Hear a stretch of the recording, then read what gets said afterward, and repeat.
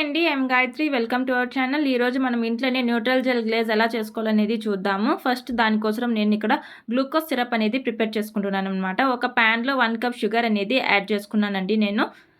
దాంతోపాటు నేను 3/4 cup water కూడా యాడ్ చేసుకుని బాగా షుగర్ని మెల్ట్ చేసుకోవాలి ముందు. మీడియం ఫ్లేమ్లో పెట్టుకోండి. అండ్ షుగర్ బాగా మెల్ట్ అయిన తర్వాత నేను ఇక్కడ ఒక పించ్ సాల్ట్ కూడా యాడ్ చేసుకుంటున్నాను అనమాట. ఇప్పుడు దాన్ని బాగా మనము బాయిల్ చేసుకోవాలి. ఆ బబుల్స్ అనేది బాగా ఫామ్ అయ్యేంత వరకు మనం బాయిల్ చేసుకుంటున్నాం వాటర్ని. నేను ఇప్పుడు దీంట్లో 1 టేబుల్ స్పూన్ లెమన్ జ్యూస్ అనేది యాడ్ చేసుకుంటున్నాను అనమాట. ఇప్పుడు దీన్ని ఎంత బాయిల్ చేస్తారో అంత బెస్ట్ అండి. అంటే మనకు ఒక 15 to 20 మినిట్స్, దీని టైమింగ్ అనేది 15 to 20 మినిట్స్ మధ్యలో అయిపోతుంది అనమాట. ఇప్పుడు ఇక్కడ చూడండి బాగా బాయిల్ అవుతుంది. నేను ఒకసారి చెక్ చేస్తున్నాను బాగా కన్సిస్టెన్సీ వచ్చిందా లేదా అనేసి. నేను కలుపుతునేటప్పుడు మనకు మధ్యలో గ్యాప్స్ కనిపిస్తున్నాయి చూడండి, ప్యాన్ కనిపిస్తుంది కదా, అప్పుడు మన కన్సిస్టెన్సీ వచ్చినట్టే. నేను మీకు చేతిలో కూడా చూపిస్తున్నాను. ఇలా స్టింగ్ లాగా ఫామ్ అవుతుంది చూడండి, అంటే మనం దీన్ని పాకం లాగా తీసుకోవాలన్నమాట. ఇప్పుడు చూడండి నేను కప్లో కూడా కొద్దిగా వాటర్ వేసి చూపిస్తున్నాను. అక్కడ పోయి కింద సెటిల్ అయింది చూడండి మన షుగర్ సిరప్. అట్లా మనకు సెటిల్ అయితే మన టెక్స్చర్ వచ్చేసింది అండ్ మనకు గ్లూకోజ్ సిరప్ రెడీ అయిపోయింది అనేసి అర్థము. నేను ఇప్పుడు దాన్ని ఒక ఎయిర్ టైట్ కంటైనర్ బాక్స్లో పోసుకుంటున్నాను అనమాట. ఇప్పుడు దీన్ని కూల్ డౌన్ అవడానికి పెట్టేస్తున్నాము. ఇది రూమ్ టెంపరేచర్ వచ్చిన తర్వాత మనము ఫ్రిడ్జ్లో స్టోర్ చేసుకోవచ్చండి. ఫ్రిడ్జ్లో స్టోర్ చేసుకున్న తర్వాత దీనికి ఇది చాలా థిక్గా ఫామ్ అయిపోతుంది అనమాట. సో అట్లా ఫామ్ అయితేనే మనకు గ్లూకోజ్ సిరప్ రెడీ అయినట్టు. ఇప్పుడు నేను న్యూట్రల్ జెల్ గ్లేజ్ కోసం 250 ml వాటర్ తీసుకున్నానండి. దీన్ని 2 టేబుల్ స్పూన్ కార్న్ఫ్లోర్లో నేను బాగా మిక్స్ చేసుకుంటున్నాను ఆ వాటర్నే యూస్ చేసి. ఇప్పుడు ప్యాన్ మీద నేను వాటర్ యాడ్ చేసుకుంటున్నాను. నేను ఎందుకు ఎంఎల్ఏ చెప్పాను అంటే దీన్ని మనము కప్స్లో చెప్పలేము అందుకనేసి. ఇప్పుడు నేను దాంట్లోనే 5 టేబుల్ స్పూన్ షుగర్ అనేది యాడ్ చేసుకున్నాను.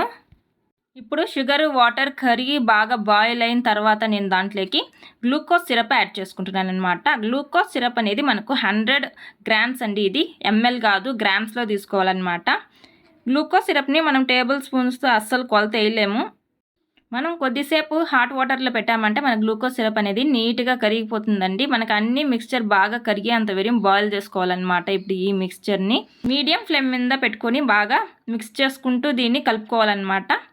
ఇప్పుడు చూడండి మనకు కన్సిస్టెన్సీ బాగా బాయిల్ అయిపోయింది. నేను ఇప్పుడు లో ఫ్లేమ్లో పెట్టుకొని కార్న్ఫ్లోర్ మనం ఆల్రెడీ మిక్స్ చేసి పెట్టుకున్నాం కదా, దాన్ని యాడ్ చేసుకుంటున్నాను. దీన్ని హై ఫ్లేమ్లో యాడ్ చేశారంటే లమ్స్ ఫామ్ అయిపోతుంది, అందుకే లో ఫ్లేమ్లో పెట్టుకోవాలని చెప్పాను.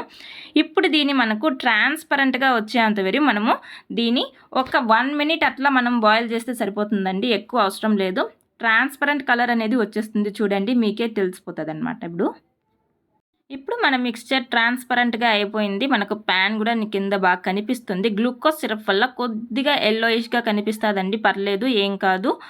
ఇప్పుడు ఒక బౌల్లో నేను బాగా వడగట్టేసుకుంటున్నాను. ఎందుకు అంటే ఏమన్నా లమ్స్ ఉంటే మనకు ఫామ్ అయి ఉంటే వచ్చేస్తుంది అనమాట, అందుకనేసి. ప్రొఫెషనల్లీ యాడ్ చేసుకోవాలంటే citric acid powder 1/2 teaspoon add చేసుకోవాలండి. బట్ ఇక్కడ నేను వినిగర్ 1/2 టీ స్పూన్ యాడ్ చేసుకున్నాను అనమాట.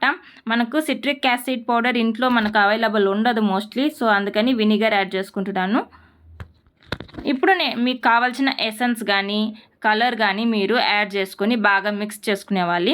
ఇప్పుడు ఈ మిక్స్చర్ని మనం ఫ్రిడ్జ్లో పెట్టేసుకున్నాము అంటే థిక్గా ఫామ్ అవుతుందండి. అప్పుడు మీరు దాన్ని థిన్గా చేసుకోవాలనుకుంటే ఒక 1 to 2 టీ స్పూన్ వరకే వాడుకోవాలి. వాటర్ యాడ్ చేసుకున్నారు అంటే మనకు కన్సిస్టెన్సీ బాగా వచ్చేస్తుంది అనమాట. ఇప్పుడు నేను ఆల్రెడీ కేక్ ఒకటి ప్రిపేర్ చేసుకున్నానండి. నాకు ఆర్డర్ పైనాపిల్ కేక్ వచ్చింది. దాని కన్సిస్టెన్సీ చూడండి ఎంత బాగా ఉందో. మనకి ఇప్పుడు ఫ్రిడ్జ్లో పెట్టుకున్న తర్వాత మన కన్సిస్టెన్సీ ఇలా ఫామ్ అయిందనమాట. నేను ఇప్పుడు దాన్ని కేక్ మీద డెకరేట్ చేసుకుంటున్నాను. ఇక్కడ నేను పెద్ద డెకరేషన్లో ఏం పోలేదు, సింపుల్ డెకరేషన్ చేశాను. ఇప్పుడు ఎల్లో కలర్ యాడ్ చేసుకొని నేను పైన కొద్దిగా మనము డ్రాప్లెట్స్ లాగా వేసుకుంటున్నాం అనమాట స్పూన్లని. ఇప్పుడు నేను దాని తర్వాత నేను కొద్దిగా న్యూట్రల్ జెల్ గ్లేజ్లో పర్పుల్ కలర్ అనేది మిక్స్ చేసుకొని ఇలా డ్రాయింగ్ అనేది చేసుకుంటున్నానండి. బట్ దీని అయితే టర్న్ టేబుల్ తిప్పుకుంటూ చేసుకుంటారు ఈ డిజైన్, మనకు అంత సీన్ లేదు. సో సింపుల్గా నేను అలానే చేతిలో చేసుకున్నాను అనమాట.